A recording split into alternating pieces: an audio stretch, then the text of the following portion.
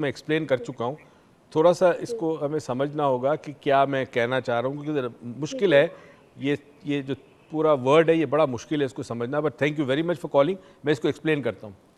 انہوں نے بڑی خوبصورت بات کی کہ دو قسم کے لوگ ہوتے ہیں. ایک تو وہ ہوتے ہیں جو مانگتے ہیں, مطلب معافی کے ساتھ, مطلب کئی دفعہ ایسے فیملیز دیکھی جی فلاں پرو سے چینی لے کے آؤ, ادھر سے آٹا لے کے آ جاؤ, یا کسی کو پیسے مانگنے کی عادت ہے بلا وجہ. اور ایک ہوتا ہے پروفیشنل مانگنے والا جس کو ہم بیگرز کہتے ہیں, بھکاری کہتے ہیں. اب کیا وہ شخص جب مانگتا ہے تو کوئی چیز اس کے اندر مر جاتی ہے تبھی وہ اپنا ہاتھ پھیلاتا ہے؟ دیکھیں نا, ایک تو ضرورت انسان کو واقعی ہو اور مجبور ہو جائے انسان, اور مجبوری میں آپ کو پتہ ہے جب زندگی بچانا مقصود ہو تو حرام بھی حلال ہے, یہ دین کہتا ہے, صرف زندگی بچانے کے لیے. تو انسان مجبور ہو جائے, بے بس ہو جائے, تو شاید وہ تھوڑا سا اظہار کر دے اس بات کا.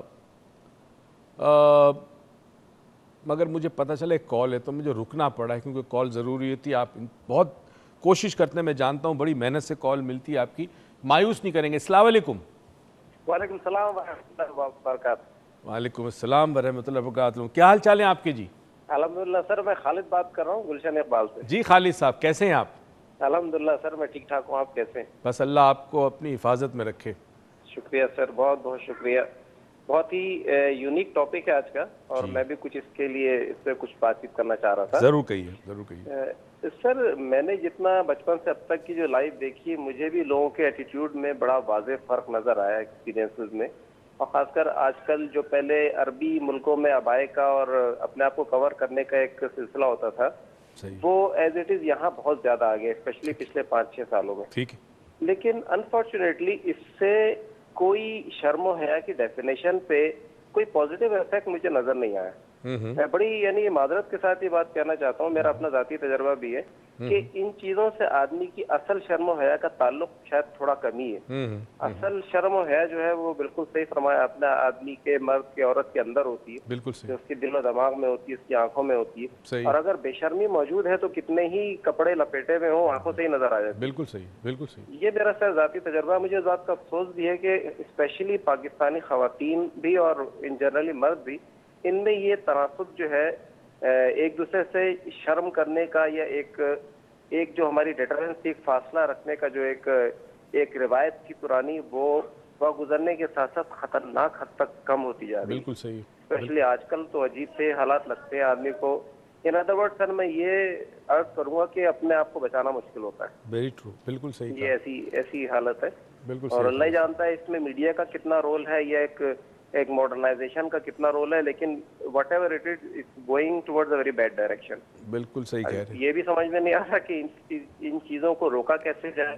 کیونکہ سر الٹیمیٹلی آپ ماشاء اللہ پوری دنیا گھومے, آپ نے دیکھا ہے یورپ میں, امریکہ میں, وہاں سب مادر پتر آزاد ہیں. تو اس کے کیا اثرات ہیں, اچھے اثرات کیا برے اثرات, آپ بھی جانتے ہیں. اور وہ ہماری جو روایات ہیں ایسٹ کی, ان کو کتنا بیڈلی ڈیمیج کریں گے, یہ بھی بڑا ایک امپورٹنٹ چیز ہے. بالکل صحیح بات, بالکل صحیح بات ہے. بہت بہت شکریہ خالد صاحب, تھینک یو ویری مچ. مشاہدہ بہت طاقت رکھتی ہے, انہوں نے اپنے مشاہدے کی باتیں کی ہے. ایک اور کالر ہے. السلام علیکم جی.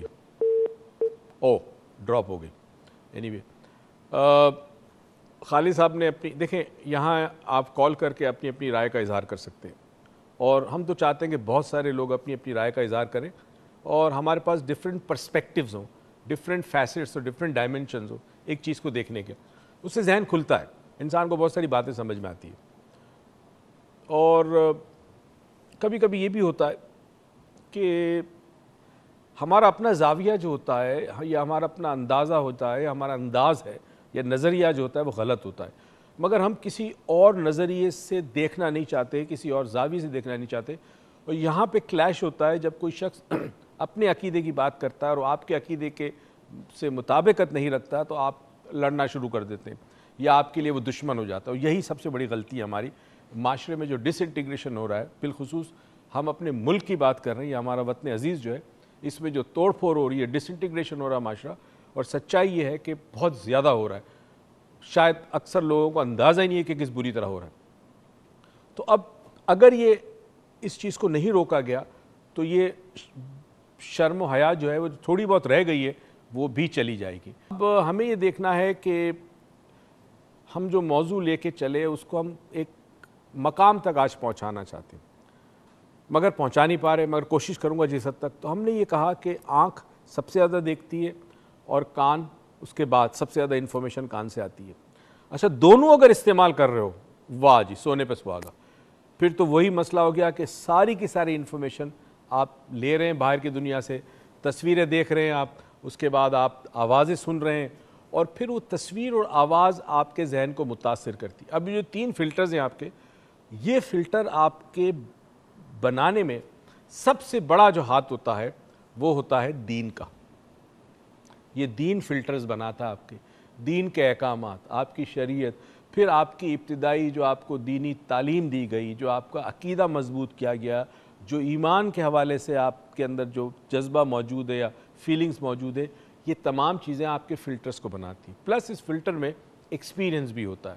مثال کے طور پر اگر آپ نے مولوی صاحب نے کہا ہے کہ ہمیشہ سچ بولو, مولوی صاحب بولتے ہی یہی ہے, مگر اگر آپ نے کبھی دیکھا کہ مولوی صاحب خود جھوٹ بول رہے ہیں تو اب اس فلٹر کے اندر ایک خاص قسم کا کریک آ جاتا ہے, اور کریک جب آ جاتا ہے تو آپ کی ذات کے اندر کانفلکٹ پیدا ہو جاتا ہے, تضاد پیدا ہو جاتا ہے, اور یہ تضاد آگے جا کے منافقت کی شکل اختیار کرے گا. یعنی آپ دنیا کے سامنے جھوٹ بولیں گے مگر اظہار اس بات کا کریں گے کہ آپ سے زیادہ سچا آدمی کوئی نہیں ہے. اسی طرح ماں باپ اگر کہتے ہیں کہ بچوں کو سچ بولو, اور پھر کسی دن دروازے پہ نوک ہوتی ہے اور بچہ دیکھتا ہے کہ راشد انکل کھڑے ہیں, ابو کے پاس آ کے کہتا ہے ابو راشد انکل آئیں, ابو کہتے ہیں جا کے کہہ دو میں گھر پہ نہیں ہوں. بیٹا کہتا ابو آپ تو گھر پہ ہیں, وہ کہیں گے نہیں بیٹا بس تم کہہ دو جو میں نے تمہیں کہا, میں تمہارا باپ ہوں, بس کہہ دو نہیں ہوں گھر پہ. وہ جا کے راشد انکل کو کہہ دے گا کہ میرے ابو یہ کہہ رہے کہ وہ گھر پہ نہیں ہے. یہ تو نہیں کہتا مگر یہ کہتا ہے کہ میرے ابو گھر پہ نہیں ہے. اب ہوا یہ کہ بچے کو تربیت آپ نے یہ دی, اس کو سکھایا آپ نے کہ سچ بولنا, مگر اس نے دیکھا کہ جس شخص نے اس سے کہا ہے کہ سچ بولو اس نے خود سچ نہیں بولا. تو اس ایج میں بچہ جسٹیفائی نہیں کر سکتا, ریشنلائز نہیں کر سکتا, ایسیس نہیں کر سکتا کہ میرے والد بولتے کچھ اور ہے اور کرتے کچھ اور ہے. یہ اس کے اندر تضاد پیدا کرتا ہے. اس طرح بہت ساری زندگی میں چیزیں جب کانفلکٹس پیدا کرتی ہے تو یہ کانفلکٹ ہمارے فلٹرز کا حصہ بن جاتے ہیں. اب ہوتا کیا ہے, ہوتا یہ ہے اگین ڈپینڈنگ اپون آپ کے فلٹر کیا ہیں. بہت امپورٹنٹ چیز ہے کہ کیا وجہ ہے کہ کچھ لوگ اس ماحول میں رہتے ہیں, مغرب میں فار ایگزامپل رہتے ہیں, جہاں آپ کو برہنگی نظر آتی ہے, ننگا پن نظر آتا ہے, ہر چیز کی آزادی ہے, مگر کچھ لوگ جو ہے وہ اپنے ایمان کو سلامت رکھتے ہیں اور کمال سلامت رکھتے ہیں. مطلب انگلینڈ وغیرہ میں جب روزہ گرمیوں میں ہوتا ہے تو مغرب جو ہے 9 بجے رات کو ہوتی ہے, اور صبح جو فجر جو شاید 3 ساڑھے 3 بجے ہوتی ہے, تو وہاں پہ اتنا لمبا روزہ رکھنے والے بھی روزہ رکھتے ہیں. اور وہ پاکستان نہیں ہے, وہاں پہ بندے جب کام پہ ہوتا ہے تو پورے 8 گھنٹے اس کو کام کرنا ہوتا ہے. ہماری طرح نہیں کہ جمعے کی نماز کے بعد غائب, اور جو نماز سے پہلے جو ہے وہ بہت دیر تک آنا, اور مطلب ایک بہانہ بنا دینا کہ آج جمعہ ہے. اینی وے لوگ اپنا ایمان سلامت, کیا وجہ ہے کہ ایسے ماحول میں جہاں برائی نظر آتی ہو کس طرح سلامت رکھتے ہیں اپنا ایمان, کیا وجہ ہے, کیا چیز ہے ان کے پاس.